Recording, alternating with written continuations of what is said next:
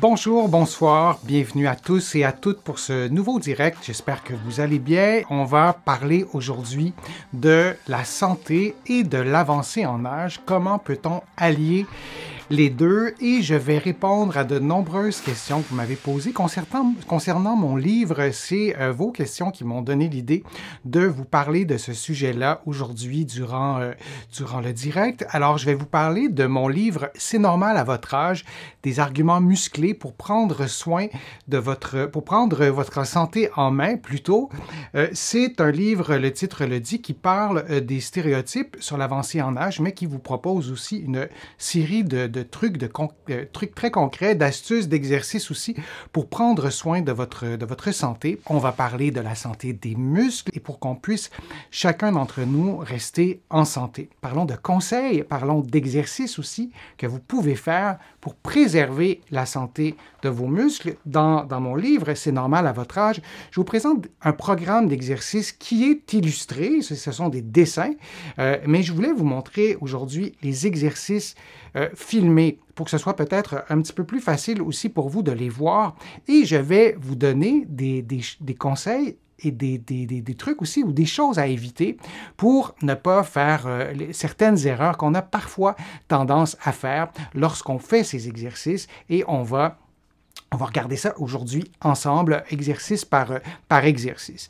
La capacité d'adaptation des muscles, elle est absolument phénoménale. Moi, je ne m'habitue pas de rencontrer des patients qui sont assez disciplinés dans leur exécution de leur programme d'exercice et qui prennent de la force musculaire, qui prennent de la masse musculaire, qui augmentent leur capacité physique, qui parfois atteignent des niveaux de compétition vraiment élevés, et parfois des personnes qui étaient dans un état de fragilité, donc à l'autre bout du spectre des capacités physiques, et qui ne sont plus dans cet état de fragilité qui les condamnait un peu à une certaine forme de dépendance, notamment en raison de cette faiblesse musculaire qui était présente. Alors, cette capacité d'adaptation des muscles, de vos muscles, ou peut-être des muscles d'une personne qui vous entoure, il ne faut jamais l'oublier, mais il faut la stimuler parce que ça ne se fait pas comme par magie.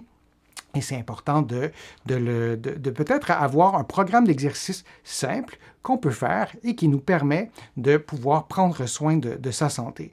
Alors, vraiment, les exercices que je vous propose aujourd'hui, ce sont des exercices que vous pouvez faire à tous âges. Vous m'avez, quelques-unes d'entre vous, vous m'avez écrit pour me dire, ben c'est pas des exercices pour les seniors.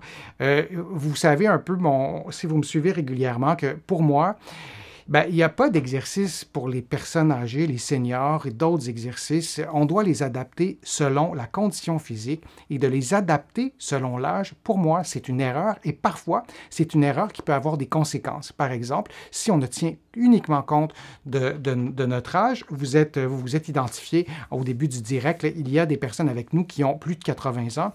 Ben, si ces personnes sont en super forme, parfois, bon, j'ai vu des patients qui avaient 82, 83 ans, qui étaient en meilleure forme que d'autres personnes qui avaient 59.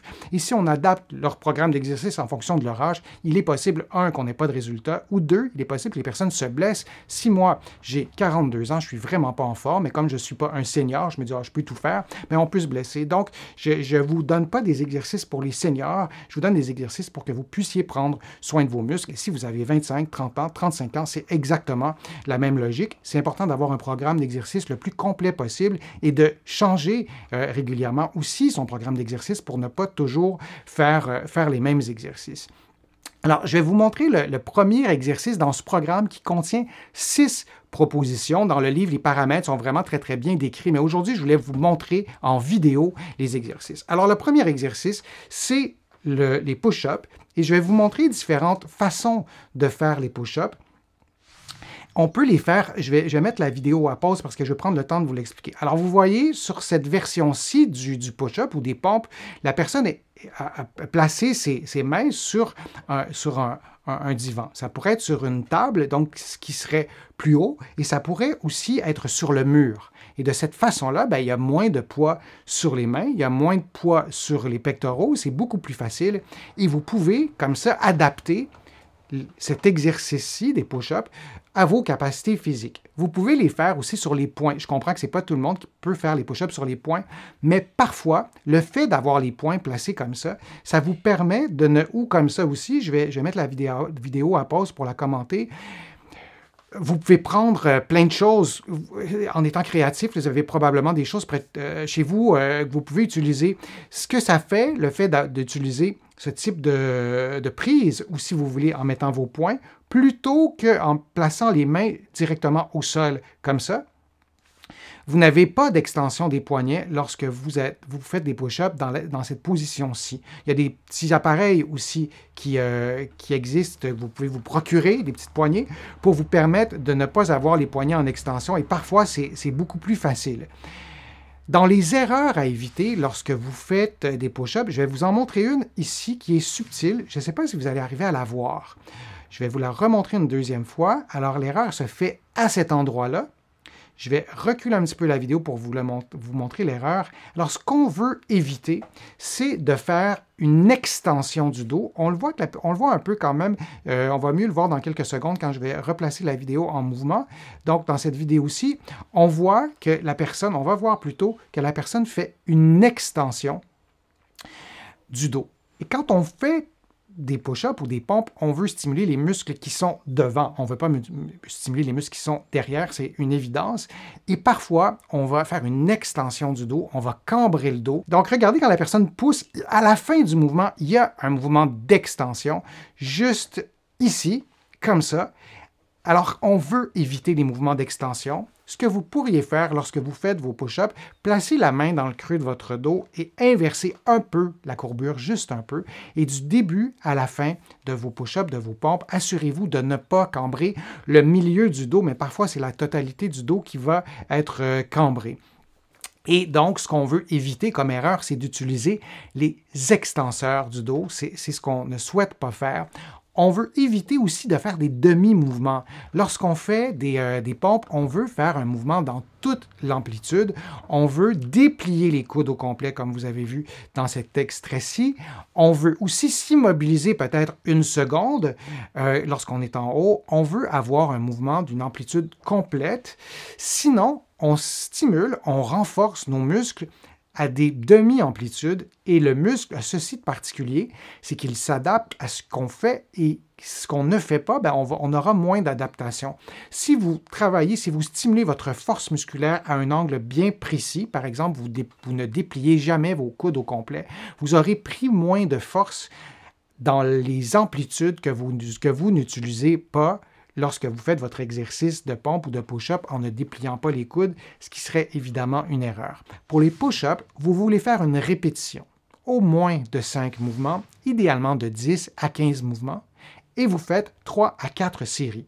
Si vous n'arrivez pas à faire vos push-ups, vous n'arrivez pas à en faire plus que 3, c'est que l'exercice est trop difficile. Et plutôt que vous décourager, tentez de simplifier, de faciliter l'exercice, par exemple, plutôt que de vous placer sur les orteils, vous vous placez sur les genoux, vous l'avez vu dans la vidéo, et vous diminuez le niveau de difficulté, vous vous placez sur un meuble ou au mur, ce sera plus facile, mais vous devez au moins être capable d'en faire 5. Un autre exercice qui est le deuxième exercice du programme d'exercice donc dans mon livre, c'est l'exercice que vous connaissez, c'est l'exercice de la chaise au mur. J'aime bien cet exercice qui est un exercice statique, donc je vous le montre sur une photo, ça me permettra de commenter plus facilement. C'est simple, vous êtes sur les deux pieds, les genoux pliés, et vous avez idéalement votre tête au mur, votre dos au mur, les fesses au mur, et vos talons sont à une distance du mur qui, vous permet de garder vos pieds, ou plutôt vos tibias, verticales. On ne veut pas que les genoux soient plus avancés, par exemple, que vos orteils. Donc, vos pieds la distance entre le mur et vos pieds doit être adaptée en conséquence. Je veux aussi que vous adaptiez vos genoux à la flexion de vos genoux, à vos capacités physiques.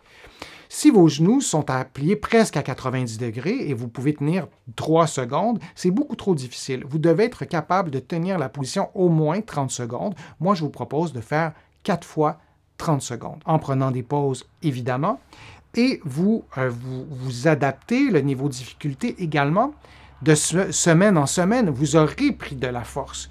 C'est certain que vous allez prendre de la force. Donc, si vous répétez exactement les mêmes paramètres, votre corps va s'habituer et l'exercice deviendra moins efficace. Alors, ça vous donne une idée des paramètres. Vous faites des exercices de renforcement un jour sur deux. C'est une bonne façon d'établir une fréquence qui convient à tout le monde. Et vous voyez sur la photo de droite que mon pied droit est levé. Si l'exercice est trop facile, et viendra un temps où l'exercice sur les deux pieds sera trop facile, vous faites l'exercice sur un pied. Et là, une erreur à éviter, c'est d'incliner le dos.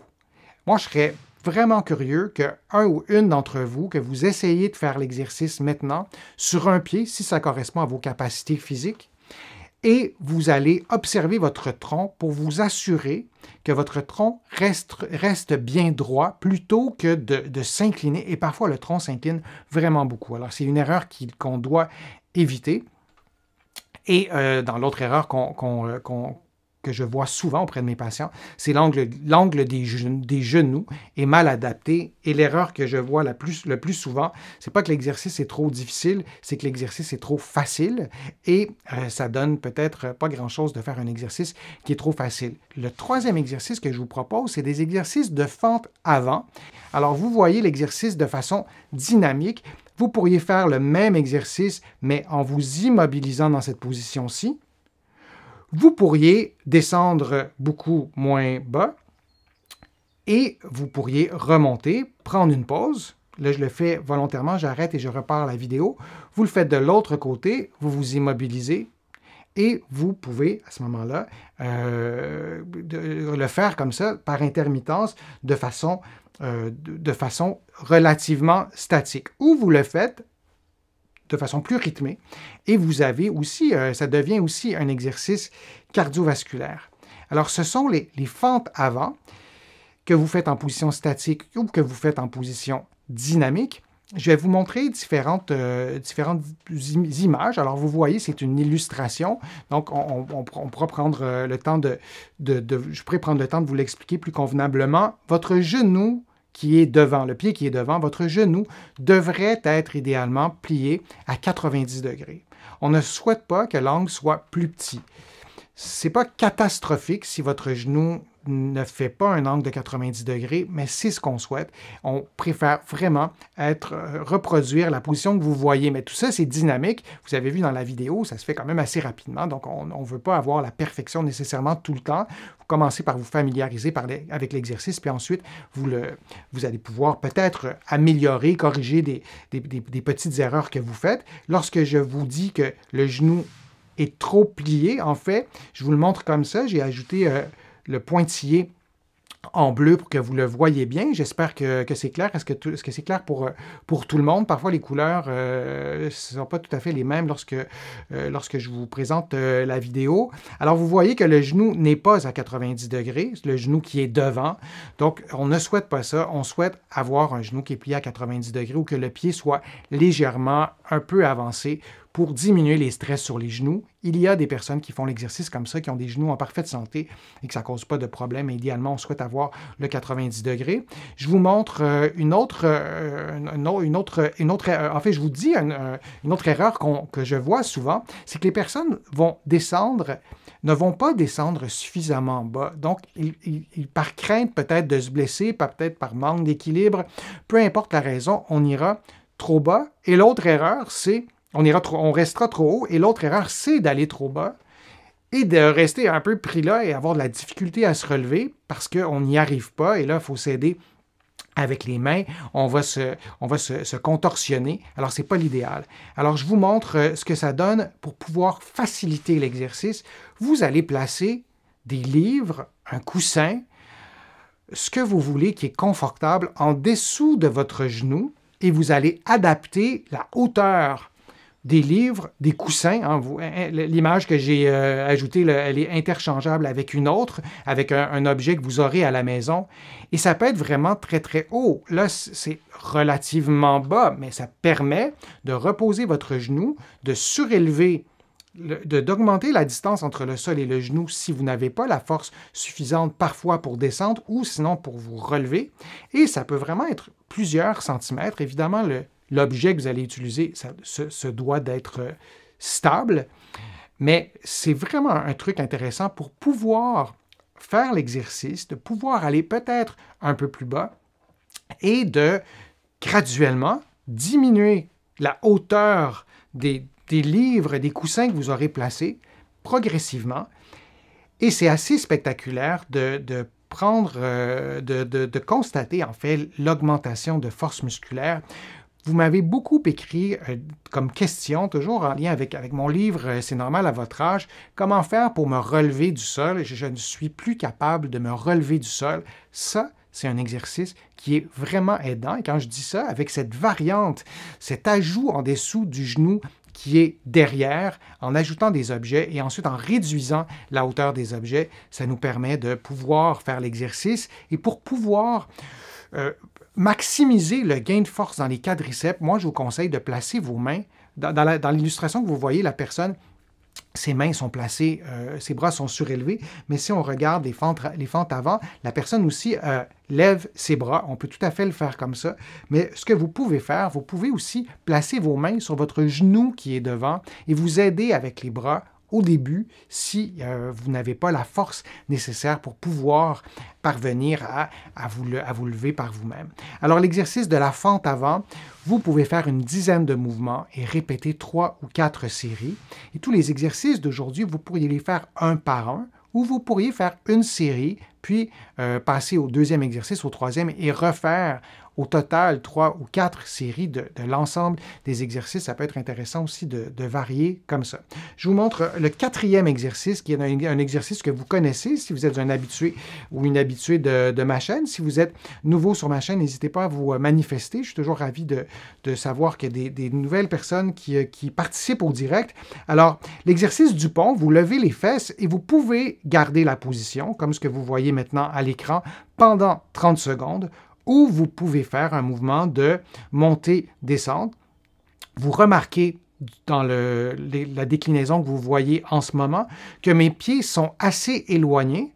Je vais arrêter la vidéo ici. Vous pourriez rapprocher vos pieds pourraient se toucher. C'est une autre variante de l'exercice du pont.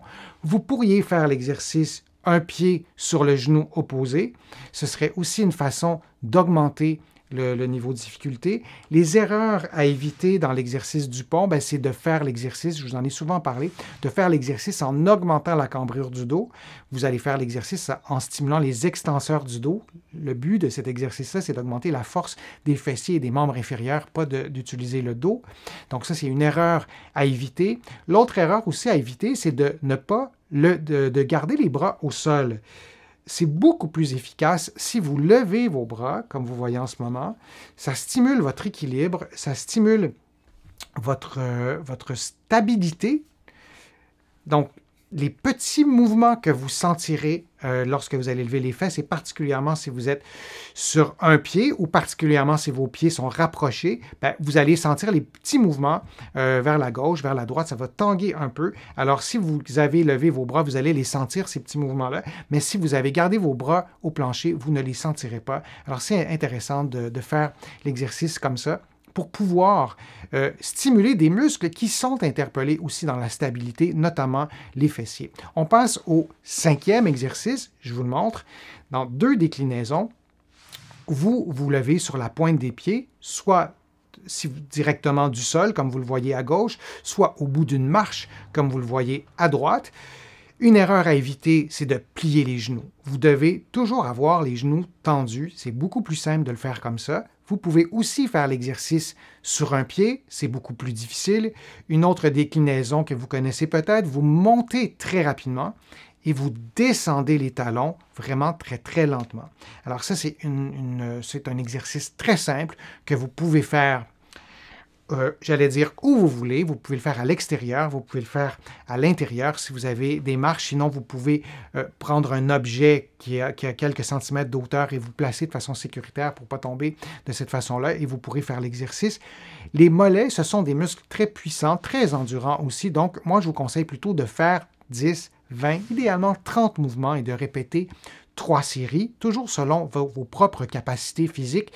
Si vous n'avez pas l'habitude de faire des exercices pour les mollets, commencez par 10 mouvements. Attendez de voir aussi le lendemain ou le surlendemain ce que ça donne. Parfois, on a des courbatures. Je vous ai fait une vidéo récemment sur les courbatures. On a des courbatures, on a des crampes aussi. Souvent, les crampes s'expliquent par un problème de faiblesse. On saute vite sur la conclusion qu'il nous manque telle ou telle chose dans notre sang et nos muscles crampent pour cette raison-là. Bien souvent, il y a de la faiblesse associée. Donc, c'est important d'y aller progressivement avec les exercices du mollet. Sinon, ça sera un peu plus difficile pour les jours suivants si vous avez des crampes. Le 6e et dernier exercice que je vous propose, c'est la course sur place. Vous allez courir sur place, c'est simple, je ne vous ai pas préparé de vidéo là-dessus parce que c'est assez facile de le faire. Et lorsque vous courez sur place, vous tentez de rester vraiment exactement au même endroit. Ça devient aussi un exercice d'équilibre. Et vous la faites, cette course sur place, à intensité modérée. Donc, vous pouvez parler en même temps ou à intensité soutenue. Et là, de parler en même temps que votre activité physique, ce sera plus difficile. Je vous donne aussi une alternative qu'il n'y avait pas dans mon livre. Donc, il y a certaines personnes pour qui courir, c'est moins... c'est une activité qui plaît peut-être un peu moins. Et lorsque vous faites la course sur place ou la prochaine activité que je vais vous proposer, vous le faites pendant environ 5 minutes pour stimuler vos capacités cardiovasculaires et vous les aurez stimulées un peu avant parce que faire des exercices de renforcement stimule aussi les capacités cardiovasculaires. Alors, je vous montre deux alternatives. Une alternative pour ce qui est de la vidéo à droite. Donc, plutôt que de faire la course sur place, vous montez et vous descendez une marche. Là, je suis comme en période de pause durant la vidéo, ça va recommencer. Mais donc, vous montez et vous descendez une marche et vous le faites à une bonne vitesse. C'est aussi très intéressant de stimuler ses capacités cardiovasculaires. Vous pouvez le faire très, très rapidement, comme si vous couriez. Et le plan B, donc à droite, vous faites de la marche sur place, mais à l'horizontale. Disons qu'on le fait comme ça. Je vous nomme l'exercice comme ça. Donc, vous faites de la marche sur place à l'horizontale. C'est exigeant pour les abdominaux. C'est exigeant un peu aussi pour le cardiovasculaire. Vous pourriez faire la même chose, donc la marche sur place à l'horizontale, mais en plaçant vos mains sur un mur. Alors, c'est une bonne façon aussi de varier les exercices. Et un exercice en bonus que je ne vous donne pas dans mon livre, terminez votre programme d'exercice par un exercice respiratoire. Vous allez en trouver plusieurs sur ma chaîne, mais couchez sur le dos, vous placez vos mains sur le ventre. On peut le faire ensemble maintenant. En fait, vous pourriez vous lever, ce que je ne ferai pas moi. Vous placez votre main sur l'abdomen et vous inspirez en gonflant votre ventre. Et vous expirez librement, sans forcer l'air, mais vous expirez. Vous faites une expiration prolongée, ce que je n'ai pas fait parce que je vous ai parlé en même temps, mais si on le refait ensemble, vous inspirez en gonflant le ventre seulement, sans rien bouger d'autre, et on expire.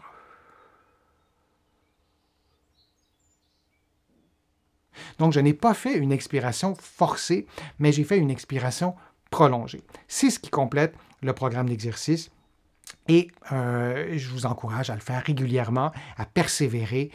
Et vous allez certainement, assurément voir des modifications dans vos performances, au moins quand vous faites l'exercice, et probablement dans vos capacités fonctionnelles, ce qui est vraiment encourageant de constater cette immense capacité d'adaptation des muscles.